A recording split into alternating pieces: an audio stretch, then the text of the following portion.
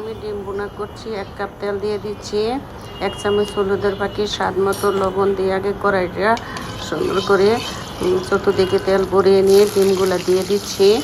এখন আমি ডিমগুলা সুন্দর করে ভালোভাবে লাল করে ভেজে নিচ্ছি। আমার মোটামুটি ভাজা শেষ, এখন আমি তুলে নিচ্ছি। একটা তেজপাতা, 2-3টা এলাচ, 1 কাপ পেঁয়াজ আমি ঝুরি ঝুরি করে কেটে রেখে দিয়েছিলাম, সেটা এখন যে ডিমটা ভেজেছি সেই তেলের মধ্যে দিয়ে দিয়েছি।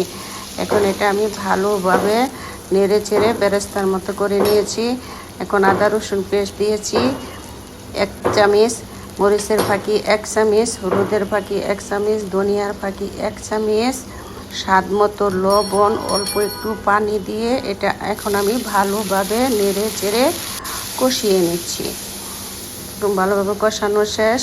এখন আমি 3-4টা কাঁচামরিচ, জিরার ফাঁকি দিয়ে দিয়েছি 1/2 চামচ দিয়ে এটা আমি আবার ভালোভাবে নেড়ে চেড়ে ডিমগুলা দিয়ে দিচ্ছি। ডিমগুলা দিয়ে আমি অল্প একটু পানি দিয়ে এখন আমি ভালোভাবে নেড়ে চেড়ে আবারও কষিয়ে নিচ্ছি।